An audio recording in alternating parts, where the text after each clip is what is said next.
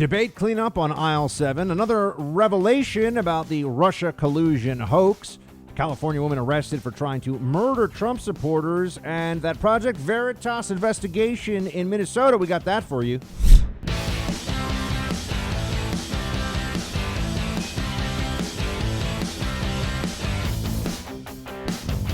Welcome, everybody, to the Buck Sexton Show. Oh, my, we knew this day would be here. The day after the throwdown in Ohio. And I've got to tell you, it was it was a bit like a steel cage match. More that than a debate. It was certainly feisty. It was fiery at points. And I'm going to try today to spend as little time as I can on the what I viewed as just unconscionably bad and biased moderating.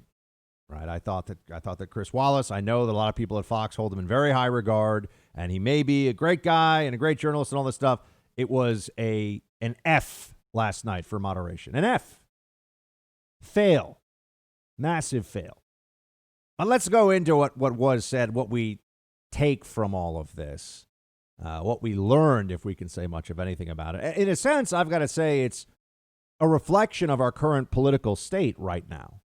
Wouldn't it have actually been quite strange? Wouldn't it have been off-putting if Joe Biden and Donald Trump, I don't like that they call him Vice President Biden. He's not the vice president anymore. I don't think that we have these titles that we carry forever, okay? He's just Joe Biden, guy who makes millions of dollars with books that other people write for him and speeches that other people write for him. And he used to have jobs in government. Or now he's a presidential contender. But I'm just saying, he's not the vice president. But if these two individuals were warm and fuzzy to each other on that stage, wouldn't it feel like this whole thing is all kind of a waste of time and a hoax anyway? I often hear people in a bit of political nihilism complain. They say, oh, both parties are the same. You get the same thing no matter who's in charge, right? This is something you'll hear. I think it's generally an unsophisticated view of American politics. I think there's big differences that can come from these two political parties. That's not to say that the parties don't cross over more than they pretend to, or that you don't have certainly a lot of Republicans who are willing to abandon core principles and tenets in order to get what they want in a short-term way with the donor class, with the special interests. But there's a difference between a political party that's saying there's going to be a mask mandate, national mask mandate, day one if they win, and the party that says we are strangling our own economy and it's not clear that we are deriving any health benefit from this at this stage. It is not clear, despite what they tell you. And if you see other countries and what they're going through right now, they've learned painful lessons too. So we might as well see what's actually going on with open eyes, try to be objective about it. But we don't. Instead, we have a very political view of all of these things. Joe Biden was bitter last night in many ways. Now, Trump was very aggressive. I think aggressive to the point of being a little bit abrasive, which I don't care about. So you don't have to tell me, Buck, don't be a wimp. I'm not. It's fine by me. I think that Joe Biden is a fraud and a moron. And, you know, if you're going to go after him, go after him. I don't have a problem with that. I'm just saying from the perspective of somebody who wants as many of those undecided voters in Ohio and Florida and Pennsylvania and Wisconsin and Michigan and Nevada and New Hampshire, and wants as many of them as possible to be convinced in this last leg of this election race to vote for Donald Trump. I'm not sure that was effective. That said, I did see the Telemundo polling, which was very interesting, that showed a strong majority of Hispanic Telemundo, and I know the whole audience isn't Hispanic that watches Telemundo, but I think it's generally considered a Hispanic audience, that the Hispanic Telemundo audience was coming away from that debate thinking that Donald Trump had actually won it, I think by about a 2-1 margin. So it really depends. I just want what's most effective. And was that exchange last night effective? It felt to me like, two aging prize fighters. Trump got the best of him, but it was messy. It was scrappy. There were a lot of elbows thrown, some low blows, some I think the boxing analogies, as hackneyed as they are kind of helpful. It really allows you to think through what happened last night. There were some moments when I believe that Donald Trump squared up to throw a knockout blow. There were some points at which I would say it was close that Donald Trump could have really hammered him. And in this analogy, the referee here, Chris Wallace, just stood in between them and said, break, break, break, and made sure that Trump couldn't get there. There were some very clear examples of this. There were examples that included, why is it that we still have not gotten an answer from Joe Biden as to whether he would do court packing? This is a big thing. This isn't a little thing. This is a big question, and it's a yes or no. Are you willing to do this? There's only two answers to the question that are possible. But Biden keeps giving a third answer. He's allowed to give this third answer, which is, I'm not going to make that the centerpiece here. That's going to be a big issue if I answer that. Well, that's not an excuse. That's a dodge. That's as obvious and oleaginous a political dodge as you'll find anywhere. Why can't we get that answer? Well, Trump tried, but Chris Wallace jumped in and saved him from that. There was, no question last night about amnesty. There was a brief exchange about ending the filibuster, but we did not end up getting a real answer from Biden. I mean, Biden was able to escape some areas where he would have had a lot of problems. The thing about Trump is that he's not trying to lie about what he has done or would do. Now I know the left would lose their mind at that, but you're getting the same Trump today as you were getting a year ago, as you were getting 4 years ago, wants to do the same things, pushes the same ideas and ideals, trying to accomplish the same policy goals. With Joe Biden, there's this fakery. There's this fraudulence that comes up. Because at some level, the Democrats know that there's a chunk of the middle of the country, and I mean that somewhat geographically, but also more generally, politically speaking. There's a piece of the country that doesn't want to go with this far left Democrat Party. And that's where the party's going. I mean, that is the Democrat Party now. They're trying to hide it from people. But that's why Biden can't give answers on things like packing the court, ending the filibuster. That's why when Biden said that the Green New Deal is not his plan, that was a real wake-up moment for a lot of folks. Oh, all of a sudden, the Democrat who's going to be leading their party if he wins, he's not in favor of one of their signature issues that has to do with existential threats to us. The climate change crisis, which they say, the left, now the Democrat Party, as an issue of dogma, of orthodoxy, thinks that climate change is an existential threat. But somehow Joe Biden is telling the American people, no, he's not really on board with that. Play 22. Look what's happening just in the Midwest with these storms that come through and wipe out entire sections and counties in Iowa. That didn't happen before. They're because of global warming. We make up 15% of the world's problem.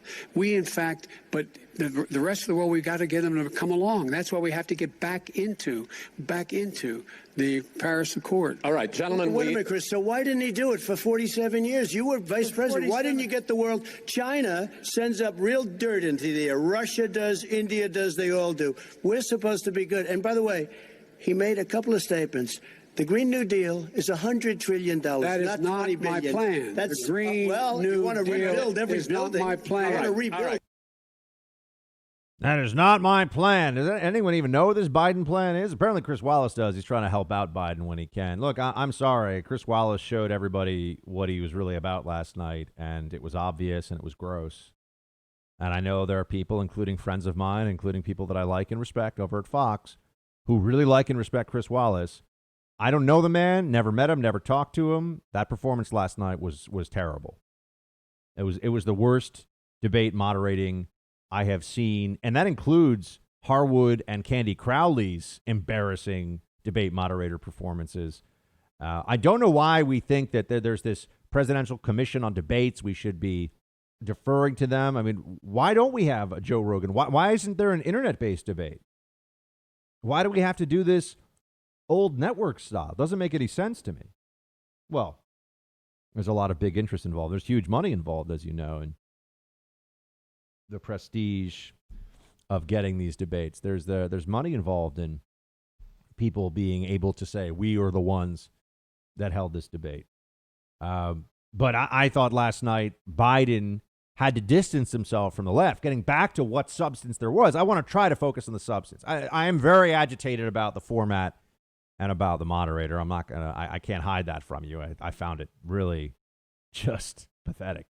But the most important thing was what you can take away from that, and that's Joe Biden is doing exactly what I've been saying all along. He's hiding from the radical left of his party on these issues and will not confront them. He's either evasive or abandoning them, depends on the issue and what he thinks he can get away with. But nobody really believes that that will hold if he were to win the election. No one thinks that he's going to stand up to wokeness or the Green New Deal or the socialism that are now the animating forces. I mean, these are the most important, most powerful forces in the Democrat Party. But Joe Biden doesn't represent that. He's not a part of that. He doesn't want to do that.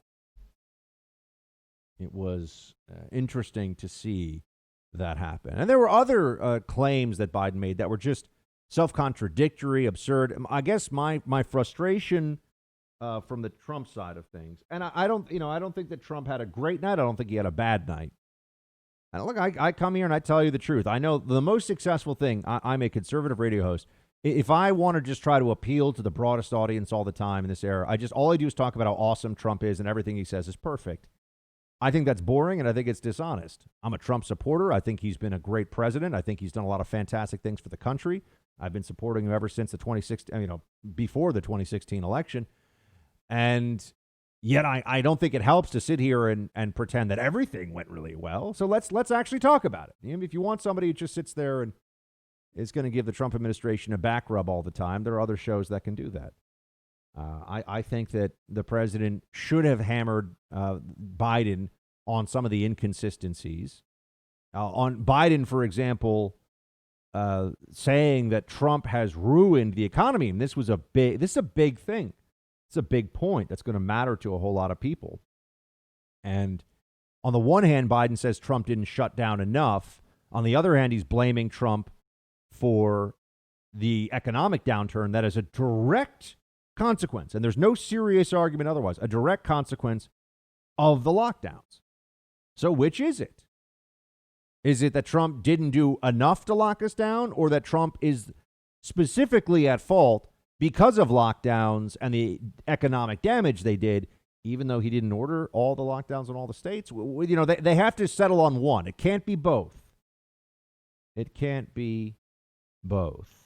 And I wish that there had been more of a hammer dropped on that issue.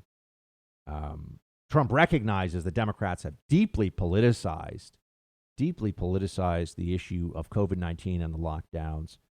Here he is, play 11.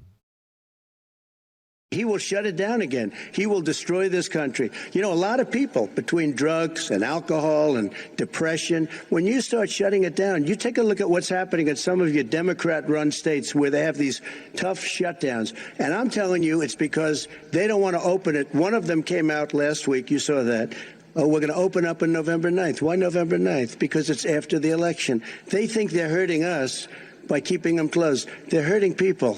People know what to do. They can social distance. They can wash their hands. They can wear masks. They can do whatever they want. But they got to open these states up. When you look at North Carolina, and these governors are under siege, Pennsylvania, Michigan, and a couple of others, you got to open these states up. It's not fair. You're talking about it's like being in prison. And you look at what's going on with divorce. Look at what's going on with alcoholism and drugs. It's a very, very sad thing. And he'll close down the whole country. This guy will close down the whole country and destroy our country. Our country is coming back incredibly well. It's all true what he's saying about what the Democrat view of the lockdowns are and what it's doing to the country. And I'm sorry, folks, this is the central fight right now. we say we care about rights and freedom and liberty, it's all being taken away from us on the whims of people who claim they're making us safer. It's absurd. It's absurd. We can live with this virus. We can handle it. We can deal with it as a society. We don't need government mandates for masks and government mandates for shutdowns. It's not helping. All right. In Spain, they've had the most extreme lockdowns imaginable, certainly of any Western country, and they've now had a big outbreak again. And there are anti-mask protests in the streets because they're like, what? Now you're just going to say wear more masks and it's going to go away? They locked children indoors for months. It's absurd. It's wrong. It's more than absurd. It's wrong. And this is what the Democrats want to do. It's going to get worse. Think about the economic impact of Joe Biden coming in, raising taxes, and doing national level mandated COVID policy shutdowns. Think of what that's going to do to employment. Think about what that's going to do to these businesses that are on life support. Biden running the economy would be like someone walking around the hospital where all the businesses are on life support, just pulling the plug. It's going to kill millions more small businesses. It's devastating what will happen. And that's why the president said this, and I give him credit. He's pointing this out. But this needs to be a focus. These Democrats are out of their minds. And Joe Biden's a puppet of the left. And he can't just pretend in front of America for one night to fool them that that's not true. What does the COVID-19 pandemic have to do with you losing your home? Well, home title theft is a cybercrime. The FBI says that cybercrime's up about 75% since the start of this pandemic. Here's how home title theft works. The bad guys find your information online. It exists there in the cyber realm. Then they use a quitclaim deed to kick you off that home's title, put themselves on. They take out loans to steal your money. You get stuck with the bills. You may not find out about this until a foreclosure notice arrives in the mail. You've got to take action today. The usual identity theft services don't protect you. So you need to create a virtual barrier around your home's title with Home Title Lock. Just go to HomeTitleLock.com, use the promo code RADIO to get 30 free days of protection. That's HomeTitleLock.com, promo code RADIO. That will get you 30 free days of protection. You can also check at the site to see if you're a victim of this crime and don't even know it. HomeTitleLock.com, promo code RADIO.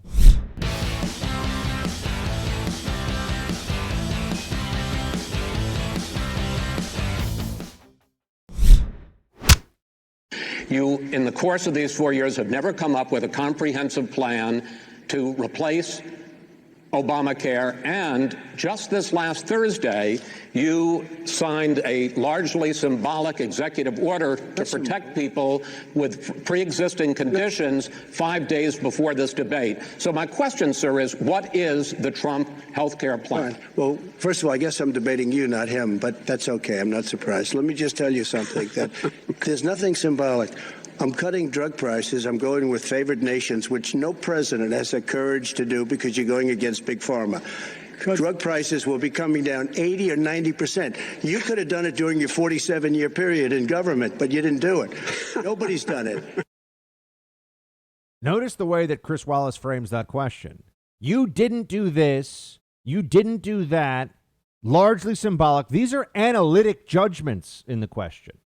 Right? When he's saying it was a largely symbolic, okay, well, that's just Chris Wallace's opinion, man. But it's meant to box Trump in and put him on defense with a question about health care, which Democrats still believe is their single, other than COVID and Trump's a racist, their best line of attack against the president. Why would Chris Wallace do that? What's the point of clearly favoring one side? Well, I think we all know the answer. I'm rhetorically asking why you would do it.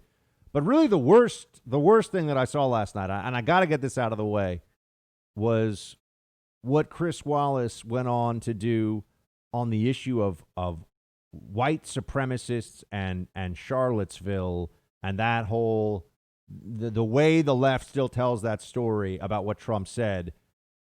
You can't think that Chris Wallace didn't know what he was doing.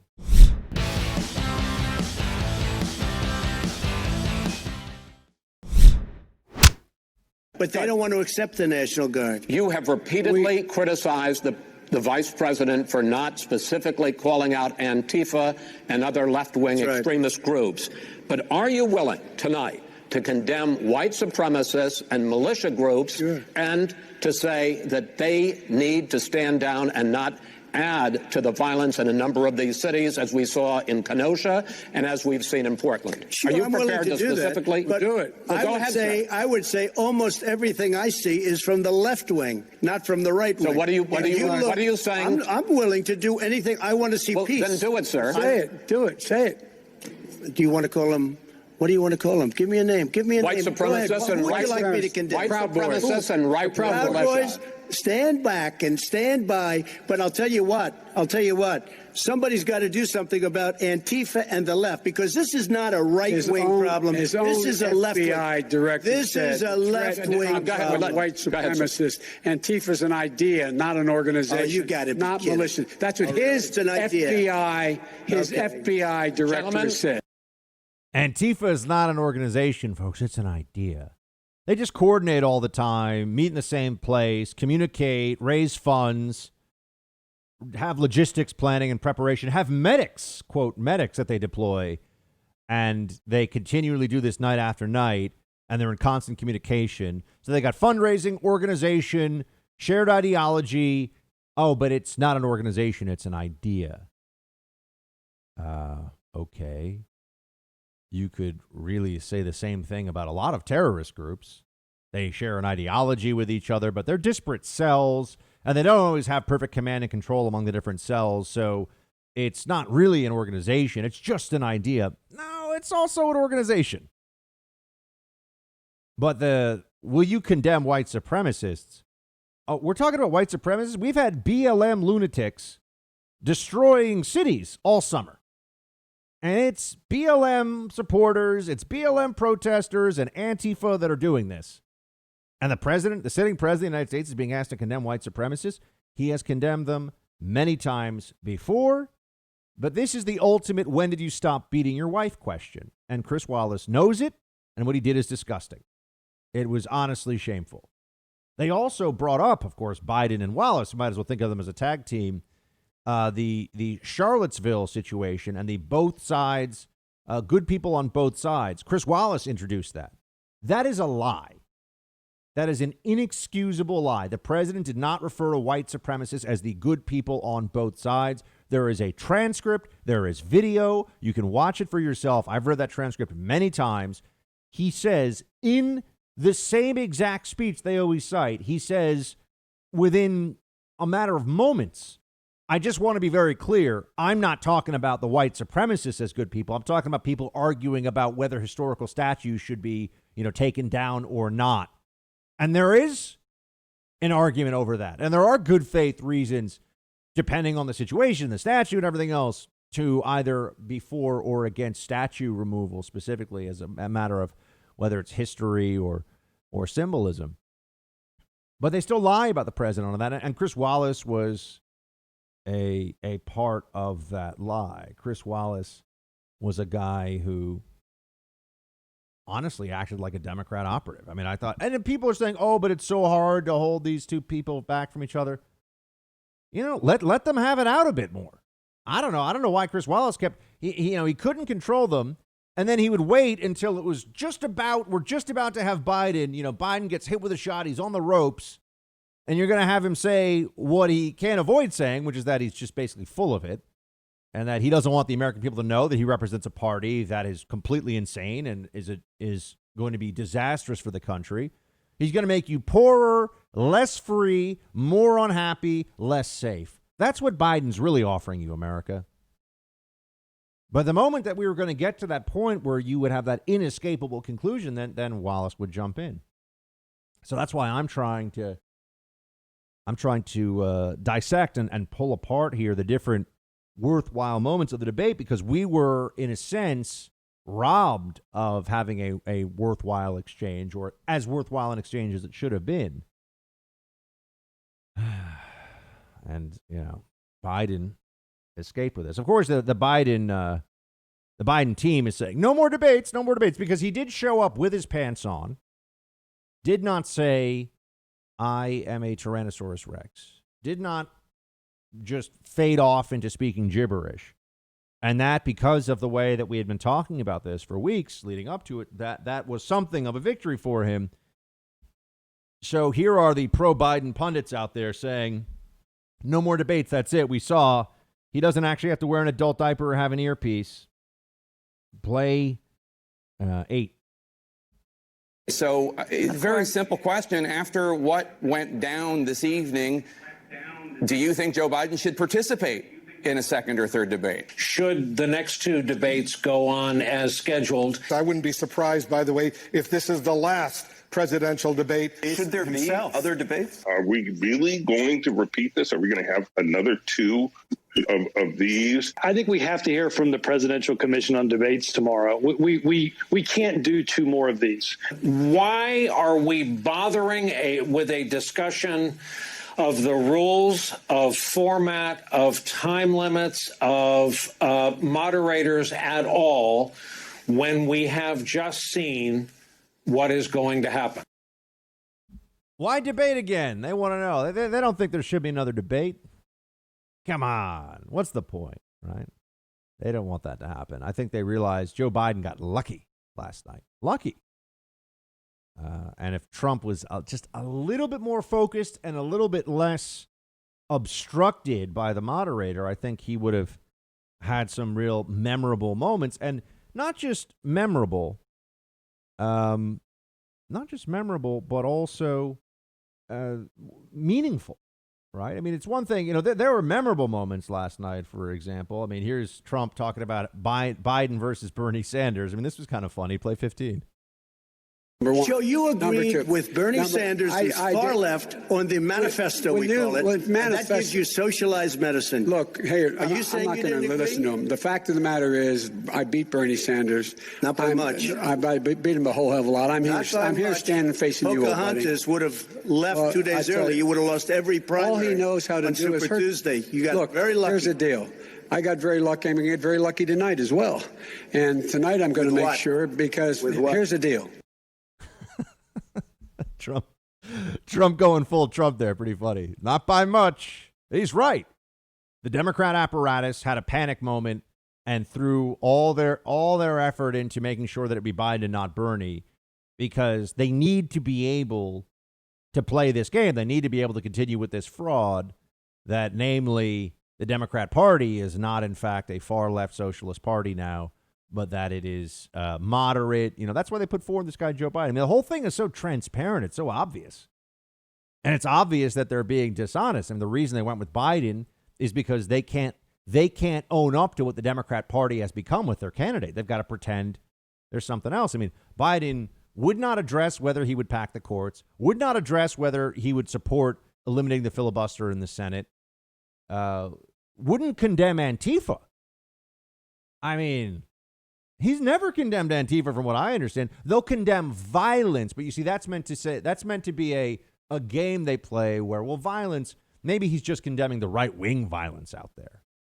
You remember early in the days of the earlier days of BLM, there were journos who actually believed that maybe all the burning down of buildings and the rioting were right-wing agitators. I mean, this is just, it's all so offensive. We've been through this for months. They are Biden voters who are burning down businesses. It is Biden voters who are threatening strangers in the street and demanding political obedience, who are shooting and murdering police officers. It is Biden voters who are doing those things. And now they're going to pretend like this is on both sides of the aisle. Now they're going to play some moral relativism game. I don't think so, friends. There's no equivalency here. There's no similarity in the two sides. The left is the party of the mob, of riots. And the right is imperfect, but it's not that. It's not those things. And that's where I think the substance started to come out last night. I mean, we could have had more. And the area I think where Biden is most vulnerable is on law and order issues of the Democrat Party. And he used the phrase last night, reimagining police. No serious person believes that reimagining police is a serious idea. It's not true. It doesn't exist. There's no serious person out there who goes, yeah, let's reimagine police. But Biden said it because that's what the left-wing activist base wants to hear. You know, we should have been pressed on, do you support defunding police? That's a yes or no question because his base definitely does. But Biden doesn't want to admit that. He needs those voters, but he can't tell people that he's going to support he's going to support and execute on their plans and on their demands. Law and order is the single area where Trump, I think, has the easiest time clobbering his opponent. And he got in some shots on it, but it wasn't what it could have been because the Democrats absolutely have a glass jaw on this one. They are weak on this issue. Trump knows it. Biden is weak on the issue of the unrest, the riots, the looting, the mayhem. And there's no real excuse. There's no real response that they have that doesn't sound delusional or just like it's full of lies.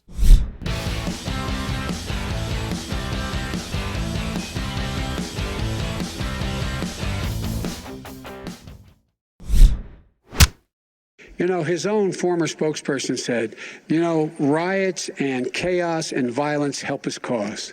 That's what this is all about. I don't know who said that. I do. Who? I think Kellyanne Conway. I don't think she said that. She said that. And so here's the here's the point. The point is that's what he keeps trying to rile everything up. He doesn't want to calm things down. Instead of going in and talking to people and saying, let's get everybody together, figure out how to deal with this. What's he do? He just pours gasoline in the fire constantly and every single solitary time. Okay, and to end this, button up this segment, I'm going to give you a minute to answer, sir. You have repeatedly criticized. I have to answer his statement. You have repeatedly. Wait, you have no, you've been talking back and forth. You made a statement. I'm asking you. I would love to end it. Sir, I would love to end it. You know, if you want to switch seats, we could very quickly. We could do that. But I'd send in the National Guard. It would be over. There'd be no problem. Okay. I mean, no honest person thinks that the Democrats haven't been pushing along, supporting, when necessary, covering up for their shock troops for this BLM movement. BLM movement based on a lie and then lies about many specific cases after the initial lie. The great big lie of BLM is that white cops are hunting and murdering black men for sport without consequence systemically. It's a lie. It's not true, but they say it, they believe it, and then they pick these cases where they lie about what happened in the case. Right? They lie about the initial facts, and then we find out more, and then it's not quite as obvious to anyone that there was police misconduct of any kind in some cases. But the Democrats now know that if they're going to win over, soccer mom voters in Ohio and retirees in Florida, they probably don't want to be too cozy with the radicals who are really just the true believers in the Democrat left now. I mean, they're the most committed members of the Democrat Party.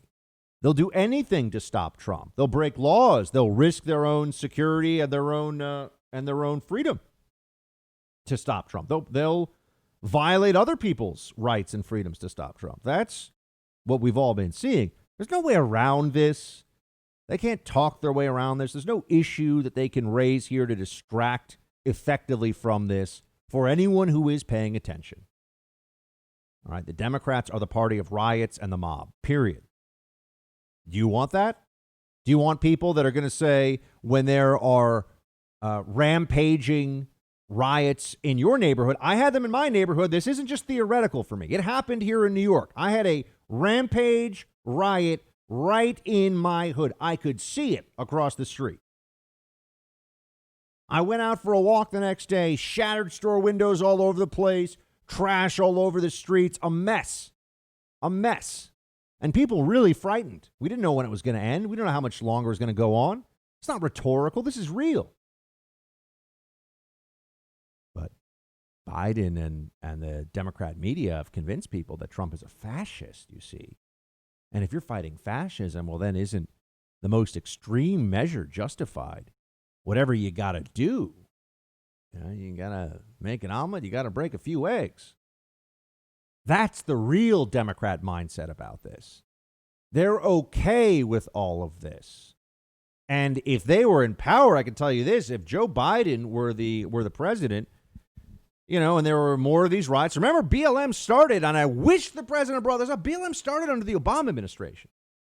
This is the Democrat left having these spasms of anger and rage that are encouraged and propped up by the Democrat Party overall, but they can't always control it. BLM started when Biden was vice president. I wish this had come up last night, but it did not. And with all the shouting and all the back and forth, there were a lot of issues that felt like they got a bit left on the cutting room floor. But this is in the next debate, assuming there is one, and I think there will be one. You'll notice I've told you all along that there was going to be at least one debate, and there was one. And there was no way that Biden wasn't going to show up ever in debate. It wasn't going to happen. But if there is another debate, I hope the president really forces the Democrats to deal with the reality that we've all seen for months now. Democrat cities overrun with violence and anarchy and lawlessness, and Democrat politicians making these wimpy BS excuses. Oh, it's about systemic oppression. No, systemic oppression has nothing to do with an angry mob breaking someone's storefront and stealing a bunch of sneakers. Doesn't actually have anything to do with it. Just people that are looking for an excuse, that want to get theirs, want to get some stuff, break the law, and get away with it. That's all it is. It's just opening up our society to exploitation by criminals, by people that have no respect for the rights of their fellow human beings, no respect for the rules of our society. But the Democrats cheered on. They encourage it because at least the people are mobilized then, right? At least their base feels an energy to act. It's just a shame the acts are criminal in nature, isn't it?